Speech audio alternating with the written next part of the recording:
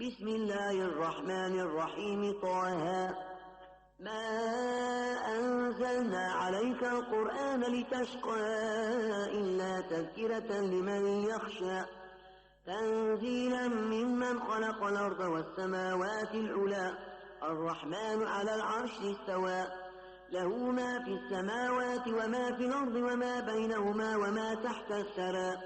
وإن تجهر بالقول فإنه يعلم السر وأخفى الله لا إله إلا هو له الأسماء الحسنى. وهل أتاك حديث موسى إذ رأى نارا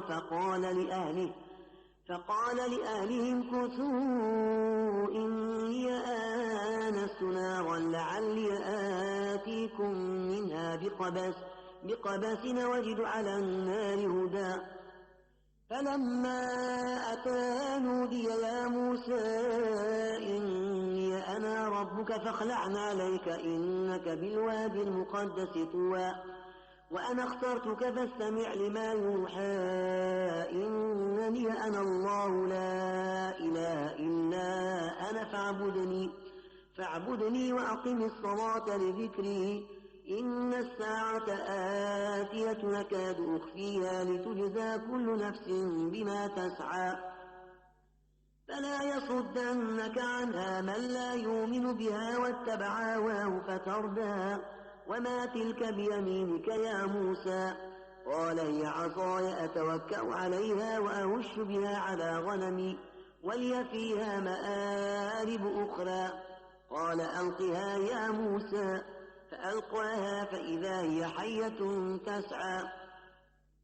قال خذها ولا تخف سنعيدها سيرتها الأولى واضمم يدك إلى جناحك تخرج بيضاء من غير سوء آية أخرى لنريك من آياتنا الكبرى اذهب إلى فرعون إنه طغى قال رب اشرح لي صدري ويسر لي أمري واحلل عقدة من لساني يفقه قولي واجعل لي وزيرا من أهلي هارون أخي اشدد به أزري وأشركه في أمري كي نسبحك كثيرا ونذكرك كثيرا إنك كنت بنا بصيرا قال قد أوتيت سؤلك يا موسى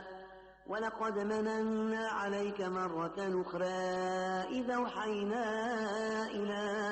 أمك ما يوحى أن اقذفيه في التابوت فاقذفيه في اليم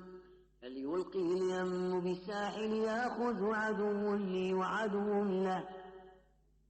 وألقيت عليك محبة مني ولتصنع على عيني إذ تمشي أختك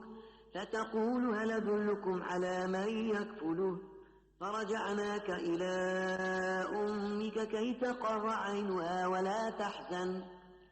وقتلت نفسا فنجيناك من الغم وفتناك فتونا فلبثت سنين في أهل مدين ثم جئت على قدري يا موسى واصطنعتك لنفسي اذهب أنت وأخوك بآياتي ولا تنيا في ذكري اذهبا إلى فرعون إنه طغى فقولا له قولا لينا لعله يتذكر أو يخشى قالا ربنا إننا نخاف أن يفرط علينا أو أن يطغى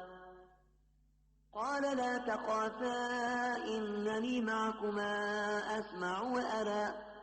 فاتياه فقولا إنا رسولا ربك فأرسل معنا بني إسرائيل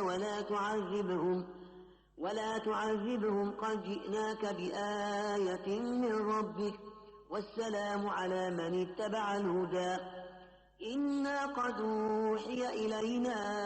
أن العذاب على من كذب وتولى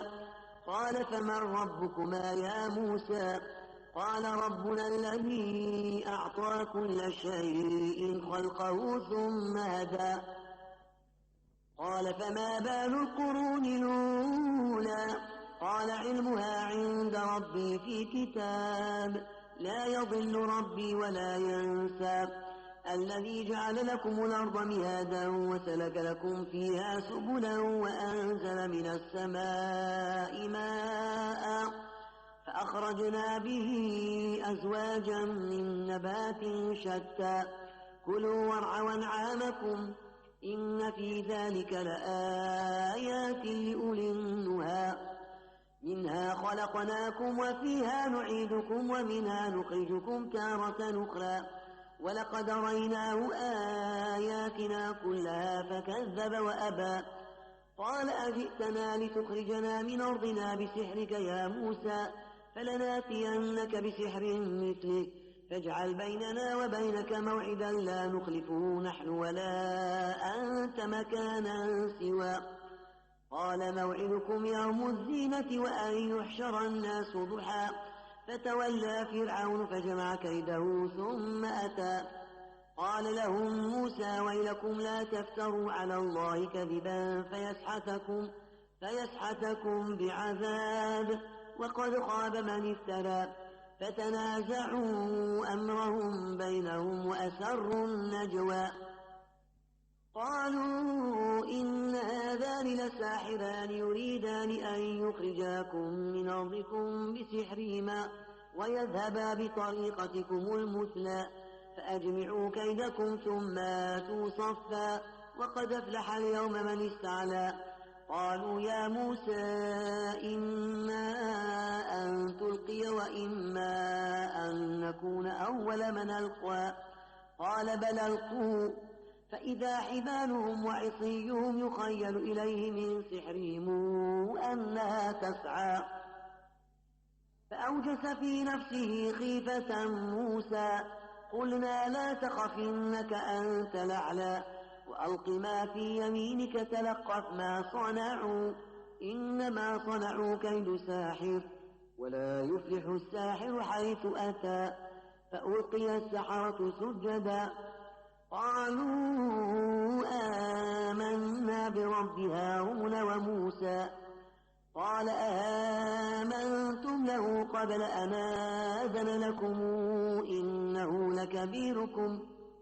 إنه لكبيركم الذي علمكم السحر فلأقطعن أيديكم وأرجلكم من خلاف ولأصلبنكم في جذوع النخل ولتعلمن أينا أشد عذابا وأبقى قالوا لن نؤثرك على ما جاءنا من البينات والذي فطرنا فاقض ما أنت قاض إنما تقضي هذه الحياة الدنيا إنا آمنا بربنا ليغفر لنا خطايانا وما أكرهتنا عليه من السحر والله خير وأبقى إنه من يات ربه مجرما فإن له جهنم لا يموت فيها ولا يحيا ومن ياته مؤمنا قد عمل الصالحات فأولئك لهم الدرجات العلى جنات عدن تجري من تحتها الأنهار خالدين فيها وذلك جزاء من تزكى ولقد أوحينا إلى موسى أن اسر بعبادي فاضرب لهم طريقا في البحر يبسا لا تخاف دركا ولا تخشى فأتبعهم فرعون بجنوده فغشيهم من اليم ما غشيهم وأضل فرعون قومه وما هدى يا بني إسرائيل قد أنجيناكم من عدوكم وواعدناكم جانب الطور الأيمن ونزلنا عليكم المن والسلوى كلوا من طيبات ما رزقناكم ولا تطعوا فيه فيحل عليكم غضبي ومن يحلل عليه غضبي فقد هوى وإني لغفار لمن تاب وآمن وعمل صالحا ثم اهتدى وما أعجلك عن قومك يا موسى قال هم أولئك على أثري وعجلت إليك ربي لترضى قال فإنا قد فتنا قومك من بعدك وأضلهم السامري. فرجع موسى إلى قومه غضبان أسفا قال يا قوم ألم يعدكم ربكم وعدا حسنا أفطال عليكم العهد أمرتم أن يحل عليكم غضب من ربكم فأخلفتم موعدي. قالوا ما أخلفنا موعدك بملكنا ولكننا حملنا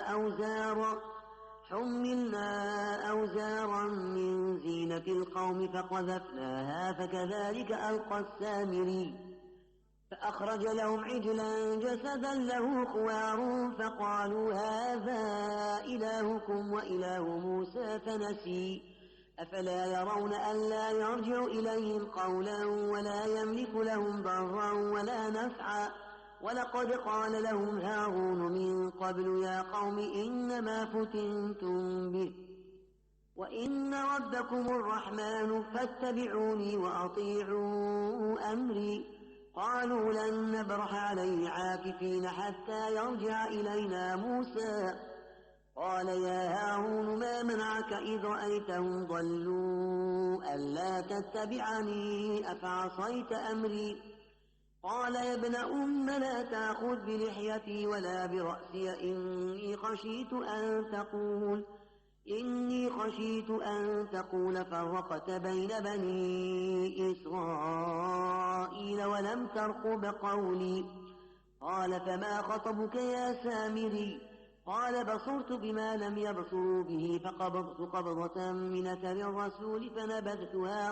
فنبذتها وكذلك سولت لي نفسي. قال فاذهب فإن لك في الحياة أن تقول لا مساس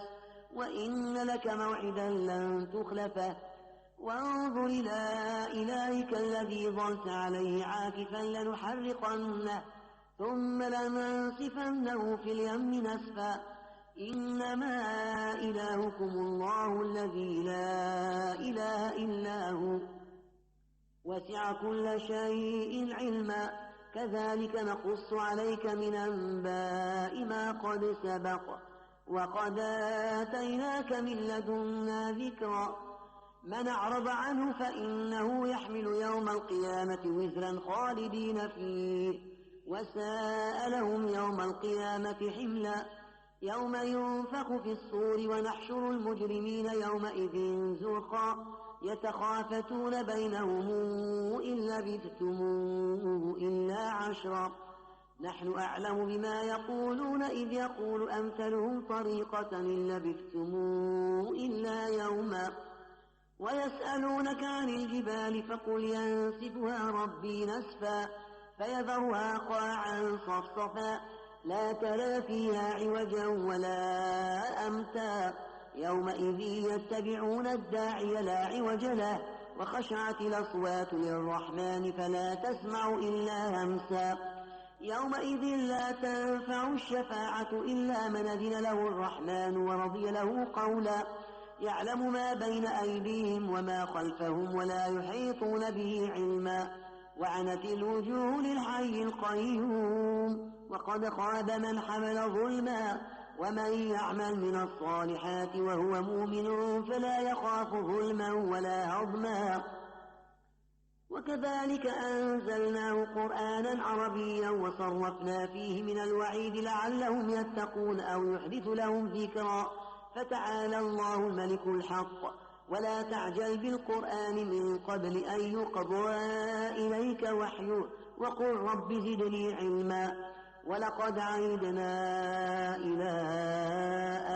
آدم من قبل فنسي ولم نجد له عزما. وإذ قلنا للملائكة اسجدوا لآدم فسجدوا إلا إبليس أبى فقلنا يا آدم إن هذا عدو لك ولزوجك فلا يخرجنكما من الجنة فتشقى.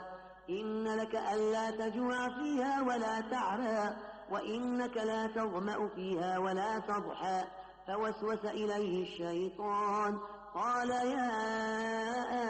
آدم هل أدلك على شجرة الخلد وملك لا يبلى. فأكلا منها فبدت لهما سوآتهما وطفقا يخصفان عليهما من ورق الجنة وعصى آدم ربه فغوى ثم اجتباه ربه فتاب عليه وهدى قال اهبطا منها جميعا بعضكم لبعض عدو فإما ياتينكم مني هدى فمن اتبع هداي فلا يضل ولا يشقى ومن أعرض عن ذكري فإن له معيشة ضنكا ونحشره يوم القيامة أعمى قال رب لم حشرتني أعمى وقد كنت بصيرا قال كذلك أتتك آياتنا فنسيتها وكذلك اليوم تنسى وكذلك نجزي من أسرف ولم يؤمن بآيات ربه ولعذاب الآخرة أشد وأبقى أفلم يهد لهم كما أهلكنا قبلهم من القرون يمشون في مساكنهم إن في ذلك لآيات لأولي النهى ولولا كلمة سبقت من ربك لكان لزاما وأجل مسمى فاصبر على ما يقولون وسبح بحمد ربك قبل طلوع الشمس وقبل غروبها ومن آناء الليل فسبح وأطراف النهار لعلك ترضى ولا تمدن عينيك إلى ما متعنا به أزواجا منهم زهرة الحياة الدنيا لنفتنهم فيه ورزق ربك خير وأبقى وامر أهلك بالصلاة واصطبر عليها لا نسألك رزقا نحن نرزقك والعاقبة للتقوى وقالوا لولا ياتينا بآية من ربه أولم تاتهم بينة ما في الصحف الأولى ولو أنا أهلكناهم بعذاب من قبله لقالوا ربنا لولا أرسلت إلينا رسولا فنتبع آياتك من قبل أن نذل ونخزى قل كل متربص فتربصوا